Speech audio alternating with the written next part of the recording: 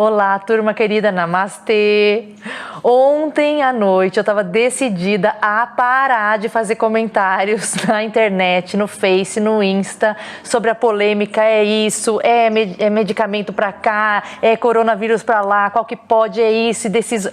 Eu falei, eu não vou mais ficar argumentando, colocando provas que eu tinha, científicas, sabe aquela coisa toda? Não vou fazer mais isso. Dormi tão tranquila, fiz uma meditação. Acordei hoje de manhã, tava lá, tomei café, fui abrir o Face. A primeira postagem, uma pessoa contra-argumentando uma reportagem que falava do número de estimados de mortos no coronavírus. Qual foi a minha primeira reação? Ódio mortal.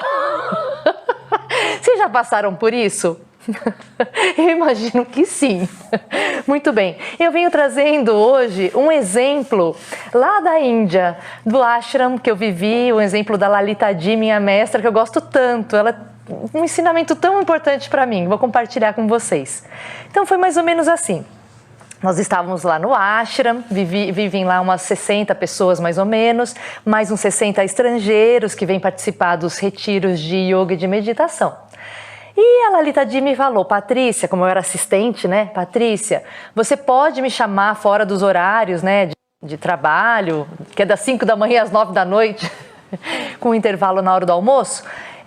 Se for uma coisa urgente. Beleza, estou lá no meu quarto descansando na hora da siesta, depois do almoço, e um grupo de alunos vem e me chama, Patrícia, está acontecendo uma coisa muito grave. Eu saí correndo do meu quarto, cheguei na varanda do ashram, que dá para o rio Ganges, uma praia, e lá as vacas do ashram vão tomar sol, acompanhadas, né? Muito bem, então vamos lá.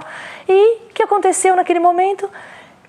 Uma pessoa lá embaixo estava batendo com um pedaço de pau em um dos bezerros, uma cena aquelas grotesca, ainda mais na Índia, ainda mais no ashram, já é absurdo, mas ali estava uma cena completamente fora, né, para nós era horrível aquilo, eu fiquei chocada, não entendi nada, o que aquele homem estava fazendo? Saí correndo, bati no quarto da Lalita Ji, falei, Lalita Ji, é urgente, por favor venha.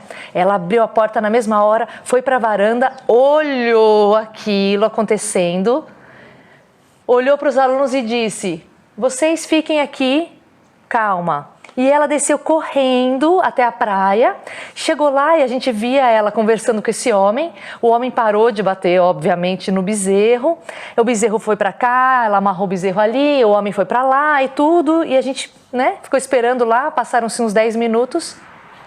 Ela voltou para o ashram. Chegando lá, ela disse para os alunos, vocês se recolher. E eles falaram, mas o que aconteceu? E me conta, quem que é aquele homem? Meu Deus, isso é um absurdo. Mas ela não se abalou. Depois, passado alguns minutos, ela me chamou para conversar. E ela foi lá no escritório comigo, ela disse, Patrícia, o que aconteceu foi que aquele moço, ele é funcionário do ashram, residente do ashram. Ele estava batendo no bezerro porque ele não queria que aquele bezerro mamasse nas nossas vacas, porque aquele bezerro pertencia ao vizinho. Patrícia, isso é inaceitável, isso não estava nada bem. Imagine só uma coisa assim, e a reputação do ashram, e como que isso acontece aqui? Ela falando com uma calma, gente, se fosse eu já estava, ai que absurdo, ela dizendo como aquilo tinha causado um impacto. Talvez, gente, conhecendo ela, talvez fosse a coisa que tivesse causado maior dor de ver aquela situação. Beleza. Aí ela falando isso, que era muito absurdo, tal, nisso entra o hierarquicamente superior a ela, o Swamiji, que convive com ela há décadas, porque ela basicamente está lá desde os 15 anos, eu não sei quantos anos ela tem, uns 55, 60, ele já tem mais de 70, e ele muito tranquilo também, entrou lá, e eles começaram a conversar em Hindi. E ela explicava o que tinha acontecido, eu não entendia, só algumas palavras em inglês. Eu ouvia reputation, a reputação, ouvia alguma outra palavra mencionando aquele fato, né? E ela explicava com calma, gente, assim, como eu estou conversando. E ele respondia com calma, e ele fazia assim. E ela falava assim, e ele dizia assim. Eles ficaram uns 5 minutos conversando. E eu só na minha, bem quieta, que não estava entendendo nada, só estava observando. Aí, daqui a pouco ele saiu do escritório, ficou só Lalita Di e eu, e ela vira para mim e fala: Patrícia, o Swamiji, o diretor do ashram, ele não acreditou em nada do que eu disse. Nossa, nós vimos tudo. Teve gente que filmou com o celular. Como ele fala que ele não acredita na Lalita Di? Nossa, aquilo me deu uma fúria, queria dar uma martelada. Queria pegar o vídeo. Olha aqui, a prova. Como que você não acredita? Tudo isso na minha mente. Ela falou, ele não acreditou em mim. E eu fiquei, ele não acredita em você, Lalita Di? É, Patrícia, ele não acredita em mim. Ponto final. Não se abalou. Não ficou achando que aquilo era uma coisa contra ela. Nada aconteceu. Voltou pro quarto e eu fiquei pensando, gente, se alguém chama a gente de mentiroso, dizendo que o que a gente está dizendo não é verdade, como a gente fica louco da vida. A gente quer a qualquer custo convencer o outro de que a gente tem a verdade, que aquilo é certo, e olha que aquilo era um fato. Agora pergunta, ele não acreditou nela, mudou o fato que já tinha acontecido aquilo? Não. Mudou para ela? Não. As providências foram tomadas? Alguma coisa aconteceu, porque o funcionário foi demitido. Como isso aconteceu, eu não faço a menor ideia.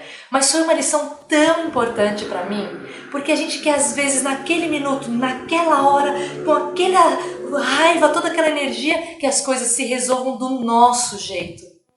E então, com essa frase dela, eu sempre me lembro quando alguém contesta a minha verdade, aquilo que eu acho que é certo sobre coronavírus, sobre como deveria ser a curva de exponencial, como que deveria ser o confinamento ou não, porque eu realmente abdico agora da necessidade de convencer os outros. Que eu estude mais, que eu tenha a ciência dos fatos, eu mesma. Mas a gente, essa fica de lição para nós como um exemplo. Gente, eu não estou dizendo que perante as calamidades que às vezes a gente ouve, que a gente tem que ficar quieto, que a gente não deve colocar a nossa opinião. Não estou dizendo nada disso. Mas com qual energia, como eu estou me sentindo naquele momento atacado e eu estou me defendendo, atacando também? Veja que diferença que é uma reação, eu diria uma resposta compassiva, que compreende que aquilo não é um ataque contra a pessoa. Tão melhor assim, a partir dessa serenidade, quantos argumentos, quanta passividade, quanta compassividade. A gente não sabe o que os outros têm passado, o que eles estão pensando, como eles foram criados, em que cultura eles vivem. E por vezes a gente se vê com essa raiva de querer argumentar e lutar fora, no Facebook, no Instagram, nas redes, pelo telefone, com a família, né?